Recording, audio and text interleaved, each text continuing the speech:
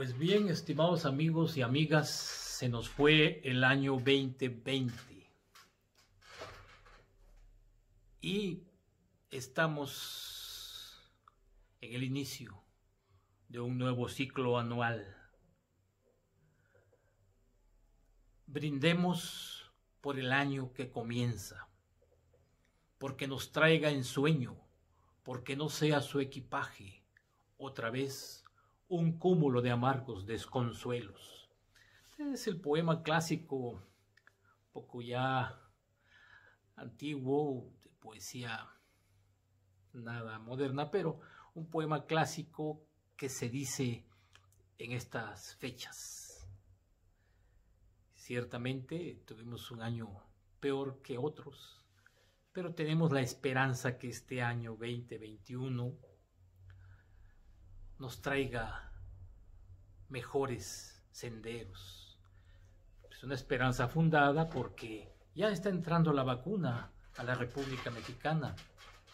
Está llegando y esa es la luz de esperanza que debemos tener, porque si no tenemos opciones, una visión de mejoría, pues nuestras vidas se ponen muy tristes. Y lo tenemos y hay razones fundadas. Es cierto que llega con problemas, con dificultades.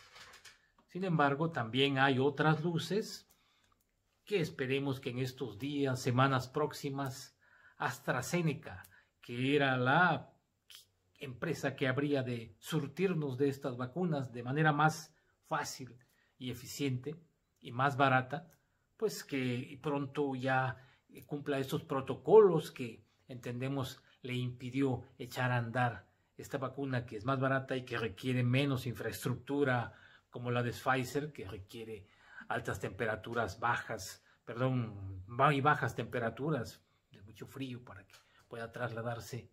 Imaginen, si hay un apagón como en el de 14 estados que hubo, la pérdida millonaria que habría. Y bueno, sobre todo la pérdida de la posibilidad de vacunar a muchos mexicanos. Se vienen muchas cosas para este 2021, entre esto las elecciones próximas de diputados y de presidentes municipales, ediles, la formación de los cabildos. Dejamos también un año en el que quedó muy clara la infraestructura médica de suyo saqueada, robada, en donde hospitales que se dieron por concluidos y ejercidos los recursos quedaron en obra negra durante tantos años. El año sobre todo de Ulises Ruiz y en el año también, digamos en el sexenio de Gabino Cue, por supuesto que no avanzó, y en este otro que sigue para atrás Oaxaca. Si de suyo los países con infraestructura médica pues tenían problemas por el número grande de personas contagiadas, pues en países como los nuestros los problemas se avisoraban de suyo peores. Entonces, fíjense ustedes nomás, en el reciente informe de la Auditoría Superior de la Federación, Oaxaca figura con una cantidad estratosférica de dinero que no se ha comprobado. Pero sobre todo nos llama la atención los casi 1.500 millones de pesos que Oaxaca no ha ejercido, no ha comprobado, no saben dónde está en materia de salud, ¿no?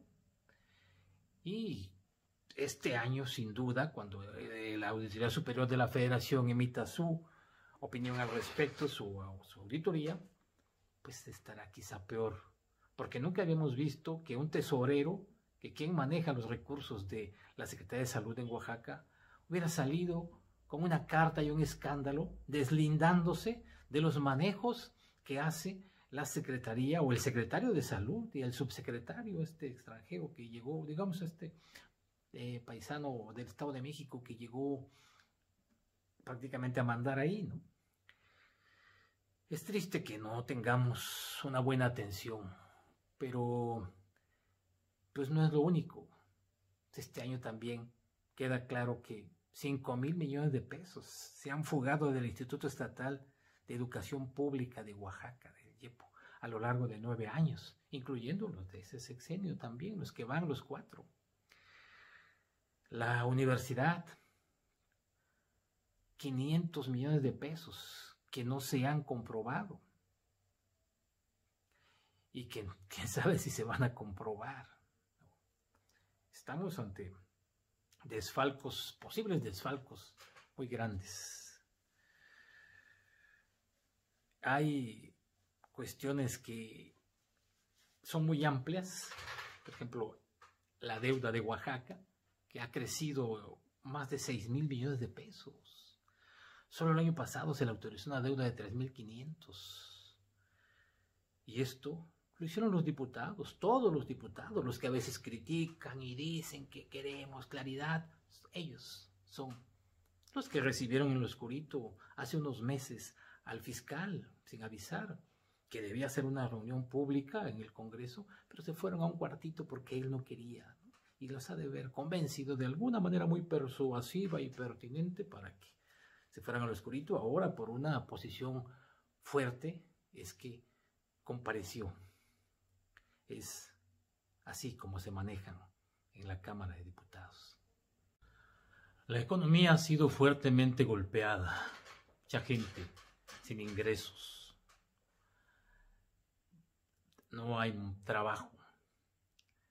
La gente tampoco puede quedarse en casa y tiene que improvisar la venta de algo, de cubrebocas sobre todo, que hemos visto que se ha multiplicado. Golpea en diferentes áreas, el turismo está muy bajo, naturalmente, aunque hay una tendencia a desobedecer las recomendaciones sanitarias y mucha gente, si no toda la de antes, anda atiborrando desgraciadamente los lugares turísticos. Pero donde no ha cejado y se ha incrementado, explicado por especialistas, es la violencia intrafamiliar, es la violación de niñas, de mujeres, es el feminicidio que se ha incrementado en esta pandemia. La violencia entre pueblos indígenas.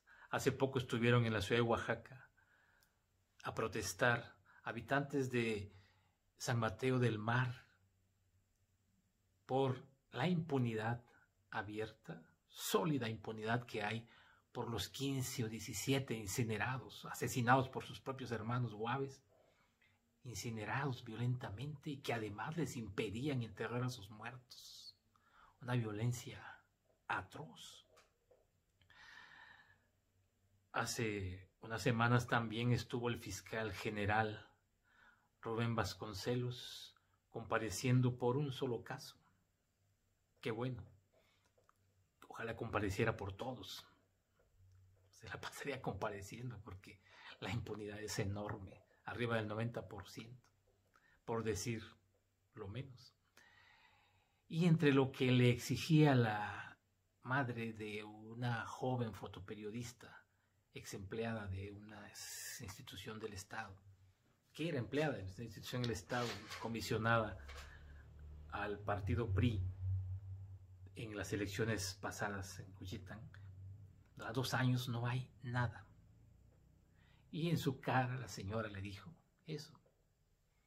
Era patético ver que salía por peteneras y un montón de cosas, perdiendo el tiempo, ¿no?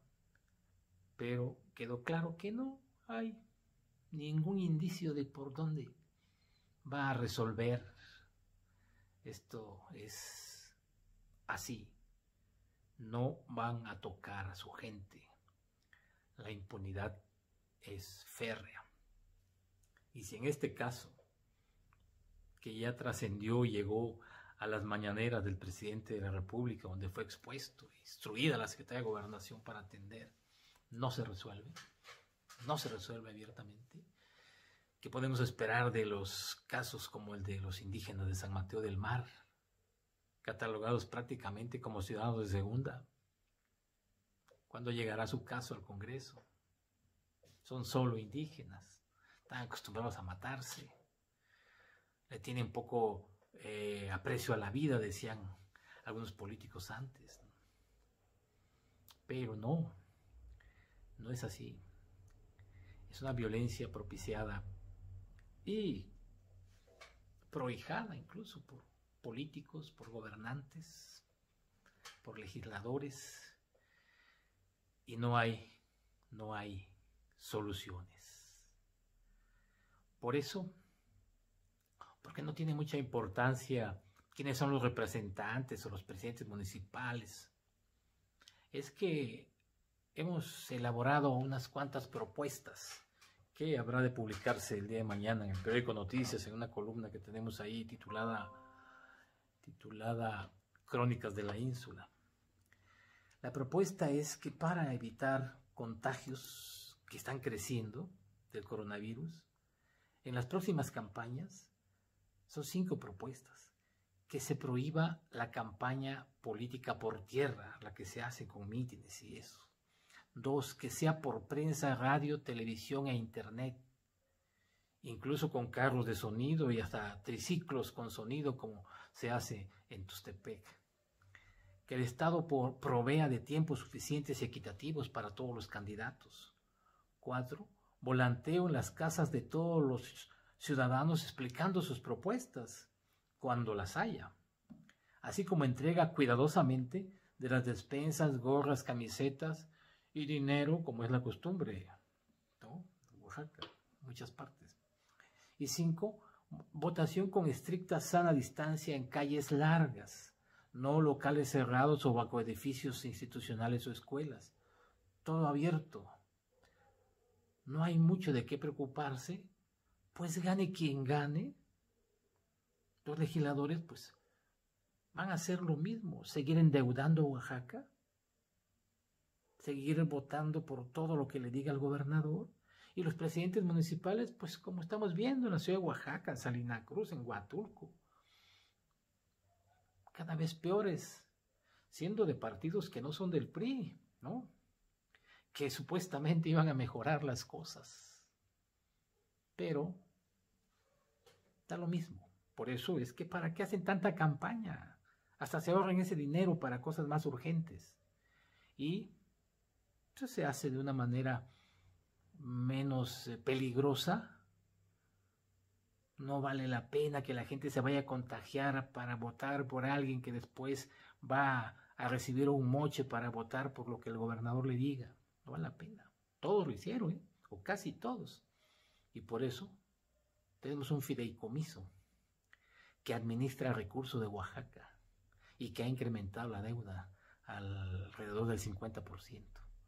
Por eso se aceptó otra deuda de 3.500 millones de pesos. Por eso aceptaron el presupuesto fast track en un solo día. Bueno, y los presidentes municipales, pues por estar lleno de baches la ciudad, por eso están agrediendo a la prensa en Huatulco. Un compañero se ha quejado fuertemente de la censura y de la agresión del presidente municipal, Hugo López. En fin, creo que vale la pena pensar en este asunto y no vale la pena correr riesgos. Ojalá y tomen en cuenta estas propuestas. Muchas gracias.